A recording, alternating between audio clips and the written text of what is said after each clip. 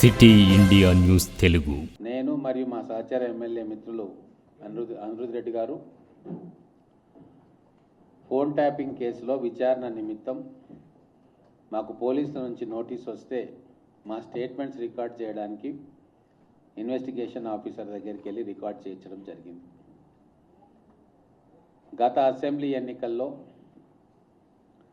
మా ఫోన్లతో పాటు కుటుంబ సభ్యుల ఫోన్లు, మాతో మాట్లాడే ప్రతి ఒక్కరి ఫోను, జర్నలిస్టు మిత్రుల ఫోన్లు అన్నీ కూడా కొన్ని వేల మంది ఫోన్లు ట్యాప్ చేయడం జరిగింది. అవన్నీ తెలుసుకొని మేము ఇమ్మీడియట్గా అధికారంలోకి వచ్చిన తర్వాత మార్చ్ అనుకుంటా, నాకు గుర్తున్నంత వరకు మార్చ్ 2024లో నేను కానీ మిత్రులు అనిరుద్ రెడ్డి గారు కానీ ఇంకా చాలామంది ఎమ్మెల్యేలు, అన్ని పార్టీలకు చెందిన వాళ్ళు కూడా డీజీపీ గారికి కంప్లైంట్ ఇవ్వడం జరిగింది, కమిషనర్ గారికి కంప్లైంట్ ఇవ్వడం జరిగింది, పోలీస్ కమిషనర్కి. ఈ ఫోన్ ట్యాపింగ్ వ్యవహారంలో మూల సూత్రధారుడు ఎవరు, పాత్రధారులు ఎవరు, ఎవరి ఆదేశాలతోటి ఫోన్ ట్యాపింగ్ జరిగింది, సమగ్రమైన దర్యాప్తు జరగాలని చెప్పి మేము కోరడం జరిగింది. ఆ దర్యాప్తులో భాగంగా అందరినీ కూడా పిలిచి స్టేట్మెంట్ రికార్డ్ చేస్తున్నారు. మాకు ఇది వ్యక్తిగతమైన సమస్య కాదు. ఒక ఎన్ఎం శ్రీనివాసరెడ్డిదో అనిరుద్ రెడ్డి గారిదో ఫోన్ ట్యాప్ అయింది అంటే మాకు ఇబ్బంది, మా కుటుంబ సభ్యులు కూడా ఇబ్బంది పడ్డారు. కానీ అంతకంటే పెద్ద విషయము, రాజ్యాంగబద్ధమైన హక్కులను పౌరులకు దక్కకుండా ఆర్టికల్ 14, ఆర్టికల్ 19 ఫండమెంటల్ రైట్స్ ఏవైతే మనకు రాజ్యాంగబద్ధంగా మనకు లభించినాయో వాటిని తుంగలో తొక్కే కార్యక్రమం జరిగింది. కాబట్టి ఏ వ్యక్తులైతే ముఖ్యమంత్రి గారు కావచ్చు, మంత్రులు కావచ్చు, ఎమ్మెల్యేలు కావచ్చు, వాళ్ళ ప్రమాణ స్వీకార సందర్భంలో వాళ్ళు ఏదైతే ప్రమాణం చేస్తారో రాజ్యాంగాన్ని రక్షిస్తామని చెప్పి, పౌరుల స్వేచ్ఛను రక్షిస్తామని చెప్పి, ప్రజారంజకంగా న్యాయబద్ధంగా స్వార్థం కోసం మళ్ళీ అధికారంలో రావడం కోసం ఉల్లంఘించారు. కాబట్టి అట్లా ఉల్లంఘన చేసిన ప్రతి ఒక్కరికి, ముఖ్యమంత్రి కావచ్చు, మంత్రులు కావచ్చు, పోలీస్ అధికారులు కావచ్చు, డీజీపీ నుంచి కానిస్టేబుల్ వరకు, ఎమ్మెల్యేల నుంచి ముఖ్యమంత్రి దాకా శిక్షించాలని చెప్పే ఆలోచనతో మేము కంప్లైంట్ ఇవ్వడం జరిగింది. వాస్తవంగా చెప్పాలంటే తెలంగాణ ఉద్యమంలో మీరందరూ కూడా పాత్రధారులే, ప్రధానమైన పాత్ర మీరు పోషించారు. ఆ రోజు సీమాంధ్ర పాలకులు ఉద్యమ సమయంలో మనల్ని నిర్బంధ పెట్టినరు, మనను అరెస్టులు చేసిండ్రు, మన కదలిక పైన నిఘా పెట్టినరు అని చెప్పి మనందరికీ తెలుసు. మనందరం కూడా దాంట్లో ప్రత్యక్షంగా అనుభవించిన వాళ్ళం ఉన్నాం. కనీసం మన తెలంగాణ వస్తే ప్రజాస్వామిక హక్కులు కాపాడబడతాయని చెప్పి మనం మనస్ఫూర్తిగా నమ్మినాం. ఆ నమ్మకాన్ని వమ్ము చేసింది కేసీఆర్ ప్రభుత్వం. ఈరోజు రాజకీయాల్లో గెలవాలంటే ఎన్నికల్లో గెలవాలి, మీ పథకాలతోటి గెలవాలి, ప్రజలను మెప్పించి గెలవాలి తప్ప మీ యుద్ధం ఫోన్లలో ద్వారా చచ్చిపోయినట్టే. మీరు ప్రజలకు రూపాయి వంతు లాభం చేయలేదు కాబట్టి, ప్రజలు నీకు ఓట్లు వేయరు కాబట్టి, ఓట్లు వేయరని రూఢి చేసుకున్నారు కాబట్టే ఈ అక్రమ పద్ధతుల్లో వాళ్ళ కుటుంబాలతో ఏం మాట్లాడుకుంటున్నారు, వాళ్ళ జీవితాలను తొంగి చూసి వాళ్ళ బలహీనతలను ఆధారం చేసుకొని వాళ్ళను భయపెట్టి బ్లాక్మెయిల్ చేసి ఎన్నికల్లో గెలవాలని చెప్పి కుట్ర చేసినారు. కాబట్టే మీకు శిక్ష పడాలి అని చెప్పి మేము కోరుకుంటా ఉన్నాం. ఇది చాలా చిన్న విషయంగా కొందరికి అనిపించవచ్చు, కానీ తెలంగాణ ఉద్యమానికి పునాదిగా ఉన్న స్వేచ్ఛా స్వాతంత్రం, దాన్ని తుంగలో తొక్కిన మీకు మళ్ళీ ఒకసారి ప్రజల దగ్గరికి పోయి ఓటు అడిగే హక్కు లేదని చెప్పి మీకు మీరు రుజువు చేసుకున్నారు. ఈరోజు సమస్యల మీద మీరు మాట్లాడుతున్నారు అక్కడక్కడ. మళ్ళీ మేము అధికారంలోకి వస్తామని అంటున్నాం, కేటీఆర్ గారు అంటున్నారు, హరీష్ గారు అంటున్నారు, మిగతా కొంతమంది అంటున్నారు. మీకు అధికారం ఒకవేళ పొరపాటున అధికారంలోకి వస్తే ఏం చేస్తారు? మళ్ళీ మీరు ఇప్పుడు వేల మంది ఫోన్లు ట్యాపింగ్ చేసిండ్రు, రేపు లక్షల మంది, కోట్ల మంది మీద నిఘా పెట్టి ట్యాపింగ్ చేస్తారు. ఎవరు నాకు ఓటేయలేదు, గత ప్రభుత్వంలో ఎవరు మాకు ఓటేయకుంటే మేము ఓడిపోయినామని చెప్పి మీకు తెలుసు కాబట్టి తొంగి చూస్తాం. అందుకేనా మీరు అధికారం అడిగేది? కాబట్టే ఇటువంటి పెడ ధోరణులు మన ప్రజాస్వామ్యంలో ఉండకూడదు. ముఖ్యంగా ఎన్నో పోరాటాలు చేసి, తెలంగాణ సాయుధ రైతాంగ పోరాటం చేసి, ఇక్కడ ప్రజల కోసం ప్రాణాలు అర్పించిన అమరవీరుల త్యాగంతో వచ్చిన తెలంగాణ. ఈ తెలంగాణ రాష్ట్రంలో ఈ నిఘా వ్యవస్థ, పోలీసు రాజ్యం ఉండొద్దని చెప్పి మనం కోరుకున్నాం. కానీ కల్వకుంట్ల కుటుంబం అవన్నిటిని కూడా పక్కన పెట్టి కేవలం 4 కుటుంబ సభ్యులు అధికారంలో కలకాలం కొనసాగాలి అని చెప్పి అక్కడి నుంచి కింద ఉన్న ఎమ్మెల్యేలు, మంత్రుల దాకా ఈ దారుణమైన ఫోన్ ట్యాపింగ్ రాక్షస క్రీడలో ప్రత్యక్షంగా పాలు పంచుకున్నట్టుగా మాకు ఇప్పుడు ఇన్వెస్టిగేషన్ పోతే అర్థమైంది. ప్రతి ఒక్కరి ఫోన్లు ట్యాప్ అయినాయి. మేము ఎవరితోటి మాట్లాడుతున్నామో రాజకీయంగా లేదా ఎలక్షన్ పరంగా వాళ్ళందరికీ కూడా లోకల్గా ఉన్న ప్రజాప్రతినిధులు ఫోన్లు చేసి వాళ్ళని బెదిరించడం జరిగింది. మరి వాళ్ళందరికీ ఎట్లా ఇన్ఫర్మేషన్ వచ్చింది అంటే ఎవరైతే ఎస్ఐబిలో ఉన్నారో ఈ ఫోన్ ట్యాపింగ్లు వాడుతున్నారో వాళ్ళు ఇమ్మీడియట్గా కన్సర్న్డ్ ఎమ్మెల్యేకి కావచ్చు, మంత్రులకు కావచ్చు, బీఆర్ఎస్కి సంబంధించిన వాళ్ళకి ఇన్ఫర్మేషన్ ఇస్తేనే కదా వాళ్ళు ఇమ్మీడియట్గా ఫోన్ చేసి వీళ్ళని బెదిరించడమో ప్రలోభ పెట్టడమో చేసిండ్రు. అంటే వ్యవస్థీకృతంగా ఇంత దారుణమైన పని చేసిన వాళ్ళు స్వేచ్ఛగా ఇప్పుడు రాజకీయ నాయకుల ముసుగులో మళ్ళీ మేము పోటీ చేస్తాం, గెలుస్తామన్న ఆలోచనలో ఉన్నారు. అంటే మన వ్యవస్థలు చాలా గట్టిగా పనిచేయాల్సిన అవసరం ఉంది. మళ్ళీ ఒకసారి ఇటువంటి దుర్మార్గమైన చర్యలు ఏ ప్రభుత్వం కానీ ఎప్పుడు కానీ చేయకుండా కట్టడి చేయాల్సిన బాధ్యత ఇప్పుడు విచారణ సంస్థల మీద ఉంది, రేపు కోర్టుల మీద కూడా ఉంటుంది. ఛార్జ్షీట్ వేస్తారని చెప్పారు జూన్లో. నేను ప్రజలందరి తరఫున కోర్టులకు విన్నపం చేస్తూ ఉన్నా. కొన్ని సందర్భాల్లో జడ్జిల ఫోన్లు కూడా ట్యాప్ అయినాయని చెప్పి మీడియా కథనాలు వచ్చినాయి. కాబట్టే వ్యాపారస్తుల ఫోన్లు ట్యాప్ అయినాయి, రాజకీయ నాయకుల ఫోన్లు ట్యాప్ అయినాయి, జర్నలిస్టుల ఫోన్లు ట్యాప్ అయినాయి. ఇవన్నీ కాకుండా సాధారణ గృహుల ఫోన్లు కూడా ట్యాప్ అయిన విషయం తెలుస్తూ ఉంటే సిగ్గుతో చచ్చిపోవాలనేంత దారుణాలు చేసింది.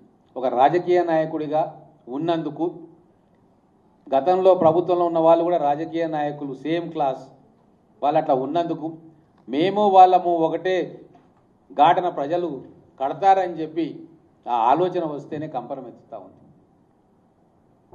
అందుకే చాలా సిన్సియర్గా విచారణ చేస్తూ ఉన్నారు.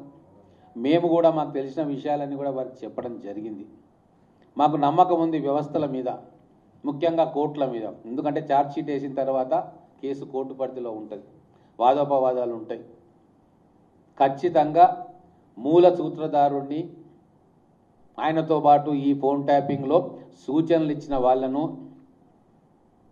టెక్నికల్ పాయింట్స్ తోటి ఇట్లా వాళ్ళు బయటపడితే అంతకంటే ఘోరమైన అవమానం ప్రజాస్వామ్యానికి ఉండదు.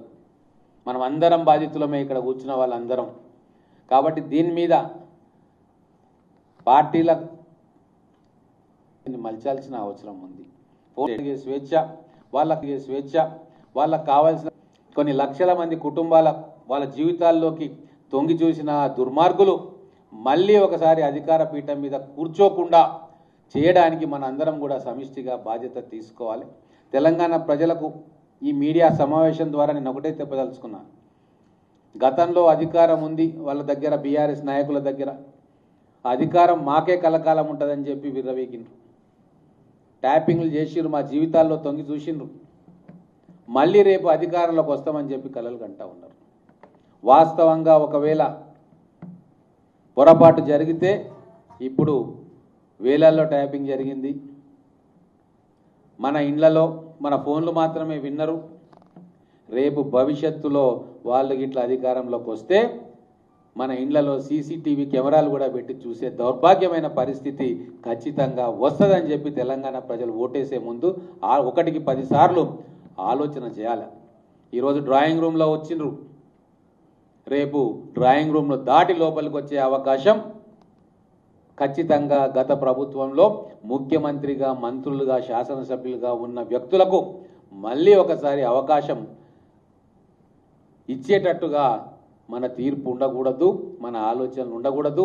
ఈ దురదృష్టమైన కార్యక్రమాన్ని ఇక్కడితోటే చెక్కు పెట్టాలంటే ఆ పాపం చేసిన వ్యక్తులకు రాజకీయ సమాధి చేయాలని చెప్పి నేను తెలంగాణ ప్రజలను కోరుకుంటా ఉన్నాను.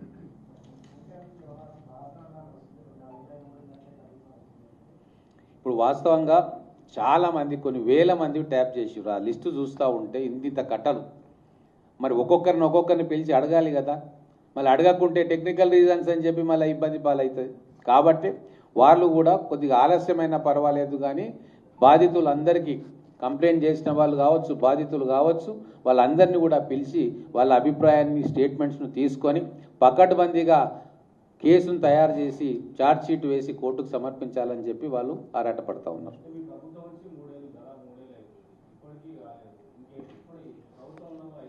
నాకున్న సమాచారం ప్రకారం ఫైనల్ స్టేజ్కి వచ్చింది ఇన్వెస్టిగేషన్. ఇంకా ఫైనల్గా ఇంకెవరెవరైతే మిగిలి ఉన్నారో వాళ్ళని కూడా విచారించి ఛార్జ్ షీట్ కూడా త్వరలోనే దాఖలు చేస్తారు. అన్ని నిజాలు కూడా ఆ ఛార్జ్ షీట్ దాఖలైన తర్వాత మీ అందరికి కూడా తెలుస్తాయి. మీడియా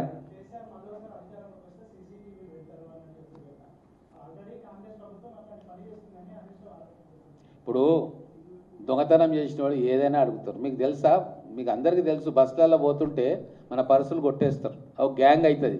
ఒకడేమో పర్సును కొట్టేస్తాడు, ఇంకోడేమో దొంగ దొంగ దొంగ అని అరుస్తాడు, ఇంకోడేమో అక్కడ పోతుండని చెప్పి డైవర్షన్ చేస్తారు. గ్యాంగే ఆర్టీసీ బస్సులలో, ఫంక్షన్ హాళ్ళల్లో, పెళ్లిళ్ళల్లో ఏదైతే జేబులు కొట్టే దొంగల మాదిరిగా వాళ్ళు ప్రవర్తిస్తున్న తీరు తెలంగాణ ప్రజలందరికీ కూడా తెలిసిపోయింది.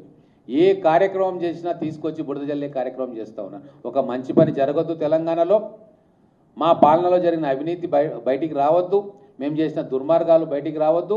ఏదైనా ప్రభుత్వం మంచి పని చేస్తే దాన్ని డైవర్ట్ చేయడానికి ఏదో ఒకటి బట్టగాల్చి మీద వేయాలన్న తాపత్రయము చాలా స్పష్టంగా కల్వకుంట్ల కుటుంబ సభ్యులకు ఉందన్న విషయాన్ని మీకు తెలుసు, మాకు తెలుసు, ప్రజలకు కూడా తెలుసు. మీడియా మిత్రులకి ధన్యవాదాలు. మీరు ఈరోజు ప్రెస్ మీట్కి రావడం జరిగింది.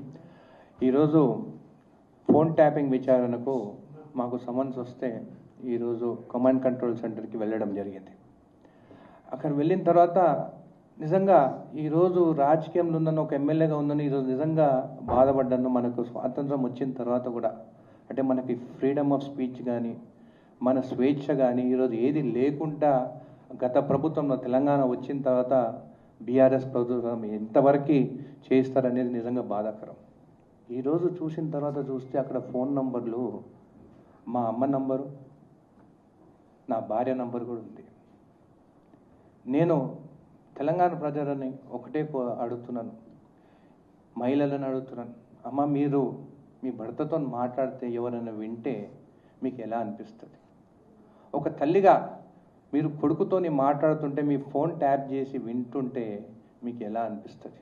మా అమ్మ ఒక పెద్ద రాజకీయ కుటుంబం నుంచి వచ్చిన ఆమెకి ఇప్పుడు 70 సంవత్సరాలు. నేను ఇక్కడ ఉన్నా కానీ అక్కడ కాన్స్టిట్యున్సీలో ఏది ప్రాబ్లం ఉన్నా కానీ, ఎంత రాత్రి అయినా కానీ, ఏది ఉన్నా కానీ గ్రామాలకు వెళ్తుంది, మాట్లాడుతుంది, వస్తుంది. ఈరోజు ఆమె ఫోన్ కూడా వాళ్ళు ఆ రోజు ట్యాప్ చేసినారు. ఈరోజు ఇంటికి వెళ్తే నా భార్య అడుగుతుంది నన్ను, నేను రాజకీయాలకు వద్దననే, ఇంట్లో కొడుకుని చూసుకుందాము, మనకు బిజినెస్లు ఉన్నాయి కదా చేసుకుందాం, ఎందుకు రాజకీయాలకు పోయినాము? ఈరోజు నీ వల్ల నా ఫోన్ కూడా ట్యాప్ చేసిందంటే నేను నా భార్యకి ఏమి చెప్పుకోలేకపోతున్నాను. ఇంటికి పోతే, ఊరికి పోతే, మా అమ్మ దగ్గర పోతే ఏంది నేను ఆ రోజే చెప్పినాను. మా చిన్నాయన నల్లపరెడ్డి శ్రీనివాసరెడ్డి రాజకీయంలో ఉండే, మా పెద్దనాయన రాజకీయంలో ఉండే, మా నాయన రాజకీయంలో ఉండే, వద్దు ఆ రోజు ఉన్నట్టు రాజకీయాలు ఇప్పుడు లేవు, బాలేవు, వద్దంటే విన్నావా? ఆఖరికి ఫోన్లు కూడా ట్యాపింగ్ చేస్తుందంటే ఏంది ఇది అని చెప్పి అడిగితే నేను ఏమి చెప్పలేకపోయినాను. ఈరోజు ఒక్కటే అడుగుతున్నాను, మళ్ళీ బీఆర్ఎస్ వాళ్ళు మేము మళ్ళీ వస్తామంటే దేనికి? భార్య భర్తలు ఫోన్లు మాట్లాడితే వినేదానిక మీకు మళ్ళీ రావాలనుకుంటున్నారు? మీ ప్రభుత్వం రావాలనుకుంటున్నారు? ఏంది ఇది? సీఎం రేవంత్ రెడ్డి గారిని కూడా అడుగుతున్నాను, అన్న ఇప్పుడు అందరూ అడుగుతున్నారు ఇంత టైం అయిందని, ఒక్కొక్క కాన్స్టిట్యున్సీలా మా కార్యకర్తని 200 నుంచి 300 మందికి ట్యాపింగ్ చేస్తారు. ఒక్కొక్కరిని విచారణ చేయాలంటే టైం పడుతుంది.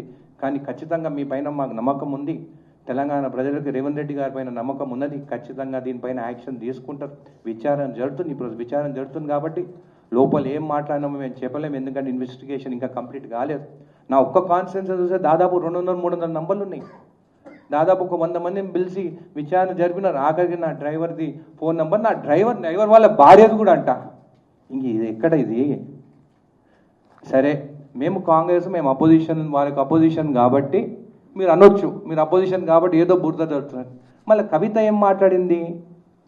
కేసీఆర్ గారు కూతురు ఏం మాట్లాడింది? కేటీఆర్ గారు చెల్లెలు ఏం మాట్లాడింది? ఆమెనే చెప్పింది కదా. ఆమె భర్త ఫోన్ కూడా రికార్డ్ చేసిందని వాళ్ళ ఇంటి మనిషే చెప్పింది కదా. ఇంటి మనిషికే తెలుసు కదా ఇంట్లో ఏం జరుగుతుంది అని చెప్పేసి. సో నేను ఒకటే అంటున్నాను తెలంగాణ ప్రజలకు అందరికీ, మహిళలకు అందరికీ, అమ్మ ఈ బీఆర్ఎస్ వాళ్ళు మహిళలకి స్వేచ్ఛ లేకుండా మహిళల ఫోన్లు కూడా ట్యాపింగ్ చేస్తుందంటే ఎంత దుర్మార్గులు వీళ్ళని చెప్పి కూడా మీకు తెలియదు. ఖచ్చితంగా రేవంత్ రెడ్డి గారి ప్రభుత్వము, కాంగ్రెస్ ప్రభుత్వము ఖచ్చితంగా దీనిపైన న్యాయంగా వాళ్ళపైన చర్యలు తీసుకుంటారని నమ్మకంతో మాట్లాడుతున్నాను. ధన్యవాదాలు.